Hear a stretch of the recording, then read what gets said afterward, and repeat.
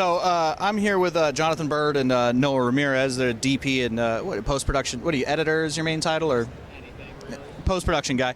And they had a great talk about giant screen filmmaking. So, you know, not just IMAX, but those really cool, maybe like dome screens that you'll see at science museums and stuff like that, which you guys unlocked like an old memory for me as being a kid in San Jose with like the science museums and all those things. We'd go to they'd send us to those places all the time for school field trips and stuff. And I used to say that it was like, you know, either like Kevin Smith or like The Matrix or any of these people who made me want to be a filmmaker as a kid, but I actually do think it was those dome projection things. So that was a very like, oh yeah. And San Jose still has a really great dome theater. Yeah. So when you're back home, you can go see ancient caves. We'll get to that. So yeah, I remember in the line for that they used to. I don't know. They still have a film projector there, I assume. Well, it's digital now. Okay, but back in the day, they used to have all the spools behind some glass, so everyone could see, you know. And I remember going like, "Whoa,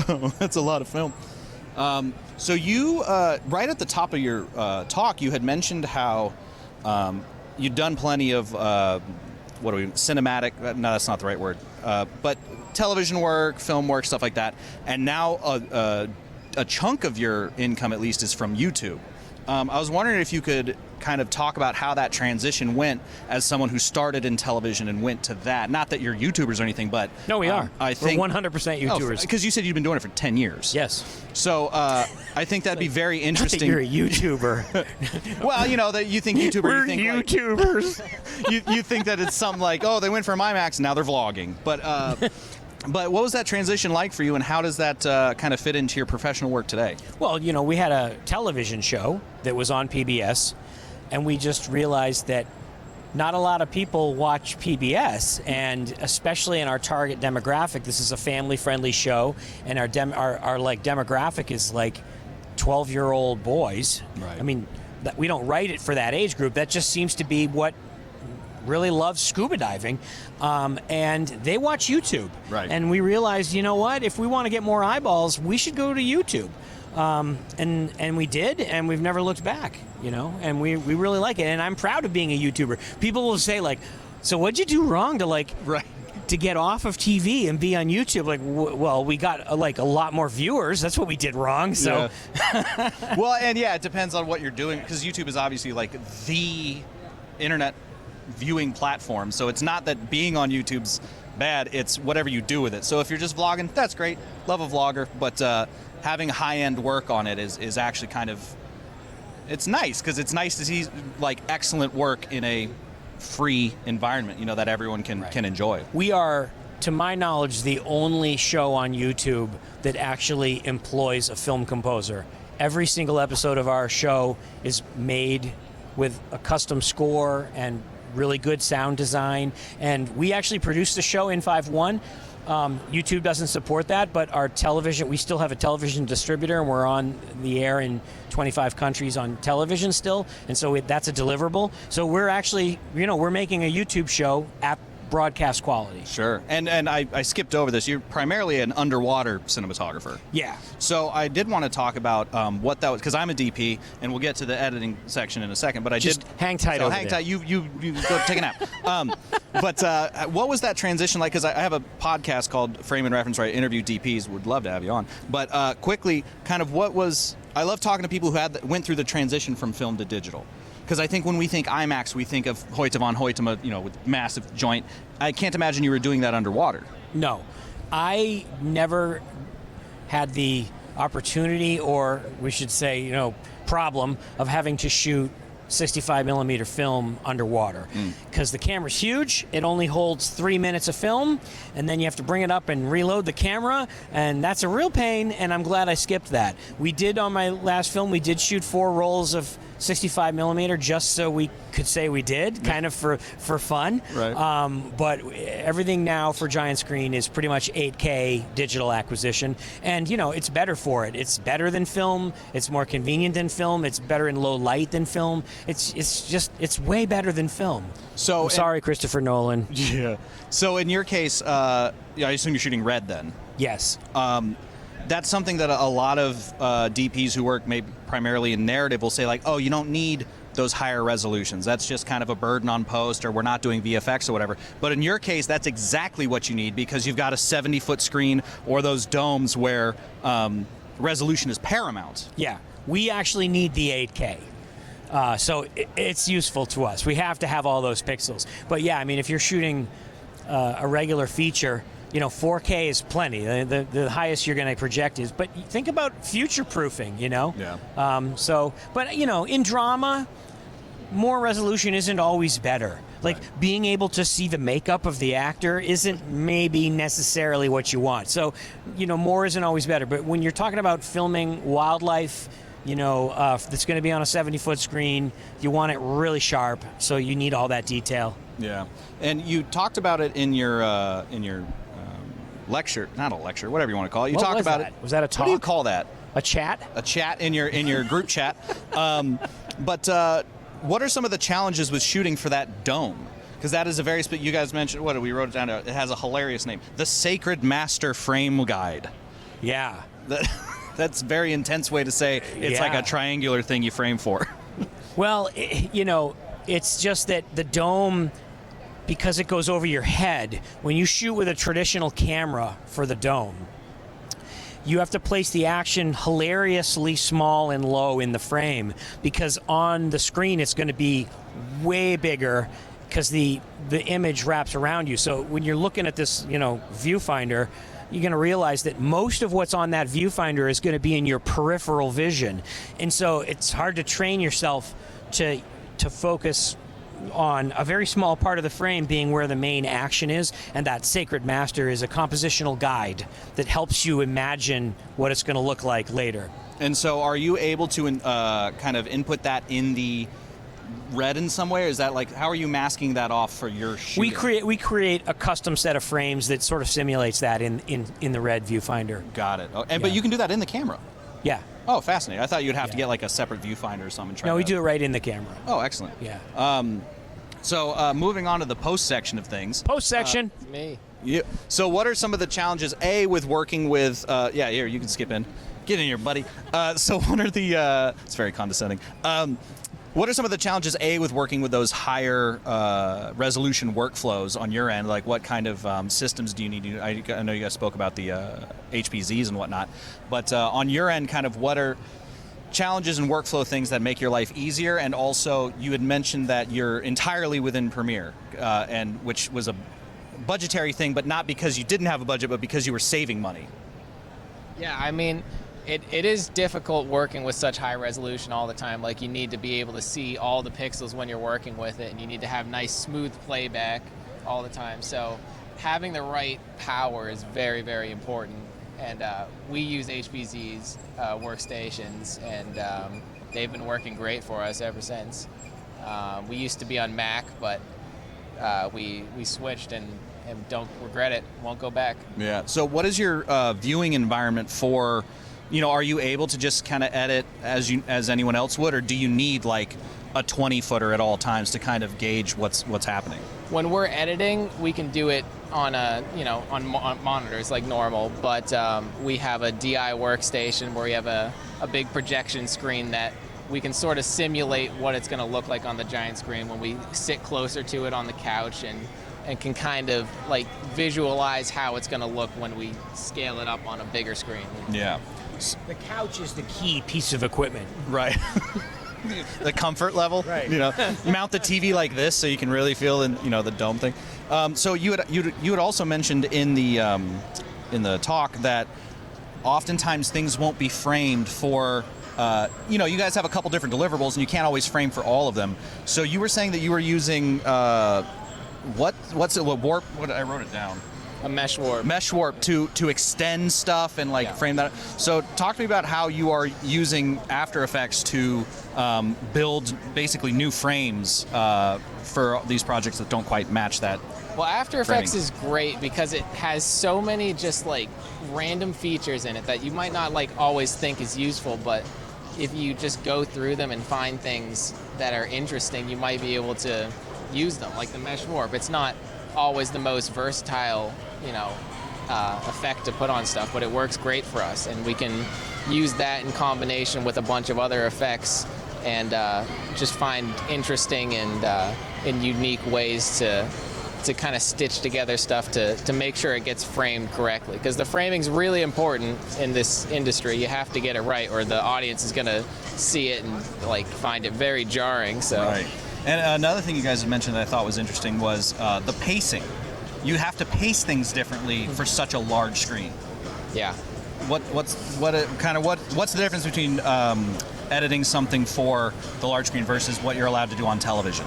If you cut a film the same way you would cut on television, where it's always fast-paced, cutting between a medium shot or a wide shot or whatever, it's going to be a very different experience on the giant screen, because you're so close, you're immersed in it, and you want to have time to take in the whole image, because especially on the dome, where you have this image that's all around you, you want to have the time to look around and kind of like move your head and see everything that's around you. And if you cut it the same as Hollywood, you're not going to get that. You're going to see something on screen and be like, that looks cool. Oh, it's gone. Right. So. And you guys had mentioned that you were doing, a decent amount of secondaries and stuff like that. And most people, I myself use Resolve for color correction. I, moonlight as a colorist. But with nature film, Lumetri is perfect for you guys, right? Yeah. Are you developing any kind of like in-house LUTs or anything? Are you just using Lumetri and calling it a day? Or are you even shooting raw? I assume you're shooting red code, but Yeah, we shoot raw. Yeah. And we do the initial first pass with the raw plug-in to get the colors in the ballpark. Yeah. And then we're pretty much just using. Lumetri is so powerful, dude. All the different tabs in there with the secondary and the curves. Once they launched the curves, it really jumped up. There's just so much you can do in it. We really haven't found anything we can't do in Lumetri. Right. Now, very often in one shot, there's a stack of Lumetris. We're treating the sky with one, and we're treating the foreground with another, and we'll stack them up, and we'll do a bunch of them. And it's very similar to how you might do a workflow in Resolve, where you've got a bunch of different nodes for different parts, and then they all come back together. It's Totally. kind of the same thing. It's just done in a slightly different way. But you can do pretty much everything with it. Yeah, it's obviously it's a very powerful program. Are there any things that you're looking forward to, like workflow-wise, in your respective disciplines that you're kind of like maybe it's not even announced yet, but something that you need uniquely as an underwater cinematographer or as a giant screen? Yes, editor? I need a water particle remover filter, please. Oh, it takes man. out all the backscatter. Noise cancellation wouldn't do that, would it? Not really, no. Just smooths it out. Yeah. What about you, Noah? You have a want list? The new property panel in After Effects is awesome. It kind of just takes all the stuff that's usually like, cluttered in the bottom and helps you be able to keyframe and do stuff easier. That was a big change for me. Do you use content aware fill at all? Yeah, we have used that for a few things. We've had, if there's something distracting in the shot, and we have to remove it, and it's not usually something we can just reshoot. If a fish is in the way or something like that, and there's something. It's just such a great sentence. If there's a fish in the way, Well, we used content aware once in a really effective way. When we were shooting Ancient Caves, which is our IMAX film, I was very tight in the back of the cave, and we were getting a shot of a diver coming through a restriction, and I couldn't back up any further, and then he got stuck. Oh, no. And the other diver had to come in and help him get unstuck. And I'm just thinking the whole time, this is the greatest accidental getting stuck of all time, because I'm rolling, I'm in focus, everything's lit, and he's legitimately stuck. We're not faking it. His eyes are like, oh, I'm stuck. It's great. Right. But when the other diver came in to help get him unstuck, which is really no big of a deal, he just helped get his tank in the right position to get through. He can't see. He was coming in close, and his tank was perilously close to hitting the dome port on my camera, which is about a $3,000 piece of glass, and I don't want the tank to whack the glass. A, it'll scratch it, and B, it could potentially break it and then flood my red. Right. That's bad. So I put my hand out, just to guard, and I tried to keep my hand as far out of the frame as I could so my fingers wouldn't be in the shot, but ultimately my fingers were a little bit in the shot. And we we used Content Aware to remove my fingers, Yeah. and it's not perfect. Like, it doesn't like erase them. Right. It's not perfect, but it's so far over at the side that you don't really notice. And you guys were saying you have to grad like the top and the sides, especially on the dome, so that could potentially also that helps mask it off. That a helps bit. mask it out. So just so people know, the films are there's an astronaut. Well, I just wrote astronaut. That's not what it's called. It's called Astronaut Ocean to Orbit. Oh, okay, it is. That was our first giant screen film, and it's about underwater astronaut training, which is really cool. We worked with NASA, and we got to dive in the Neutral Buoyancy Lab in Houston, which is it's basically a huge ass swimming pool, but it's Right. got the whole mock-up of the ISS in it. And then we went down to Key Largo, and we got to dive at Aquarius, where they do their long-term underwater habitat training. Yeah. So that was cool. And then we did a film called Ancient Caves, Yep. which is a film about paleoclimatology, and it explores the science of Dr. Gina Mosley, who was this sort of Indiana Jones world-traveling, caving paleoclimatologist who uses the formations in caves to look at the ancient climate. So it's a very interesting science geology film that also has amazing cave stuff in it, and we got to go cave diving. Yeah. Super cool. And then we just finished Secrets of the Sea, which is a film we did with legendary filmmakers Howard and Michelle Hall, who are the most famous IMAX filmmakers probably of all time. Yeah. And we got together during COVID, and we shot this great, I think it's great, film about animal behavior that looks at the idea that everybody thinks like underwater is like everything is like fish eat fish, and it's just everything eating everything. And it Right. turns out that what's more common in the ocean is symbiosis and cooperation. And we look at that from a concept for a whole film. Right. So where the important thing though is where can people see these things? It's your local IMAX theater, your local giant screen theater. Right. So Ancient Caves came out right when COVID started, and so it went on hold for 2 years while all the IMAX theaters were closed. So now it's being re-released at the same time as our follow-up film, Secrets of the Sea. So they're coming out all over the world right now. Awesome. And they come out, it's 3 to 5 years that they're out. It's not like a Hollywood movie.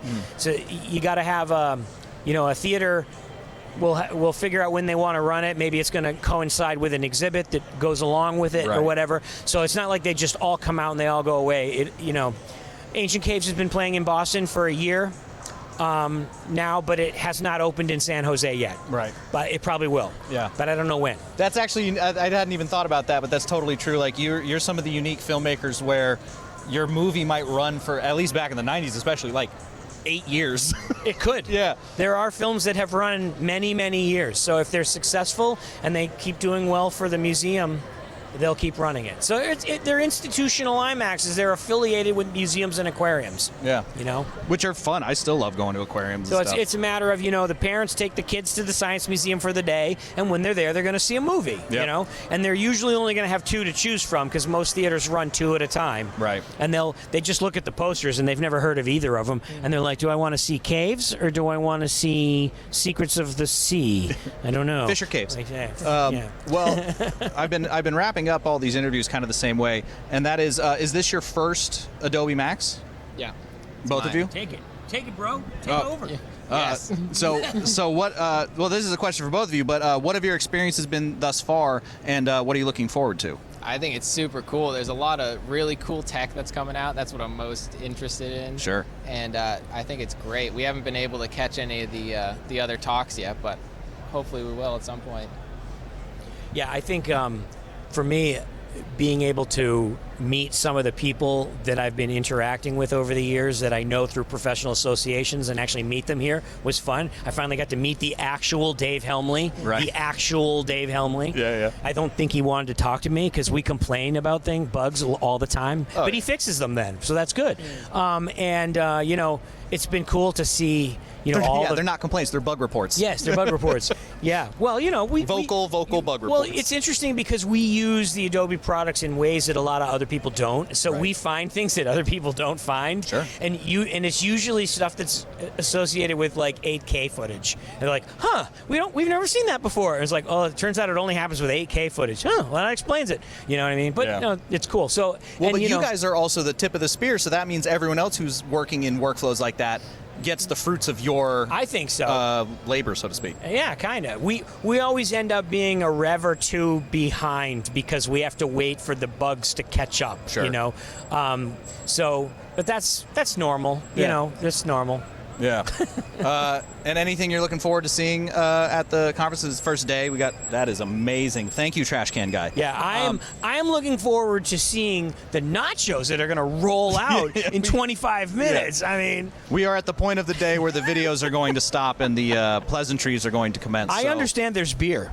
There's a couple options there. There's what looks like a small sake cup too, so I'm going to go experience that. Nice. But yeah, I think this will actually be our last video probably for today. So thank you for watching, and we'll be back with you tomorrow. Bye.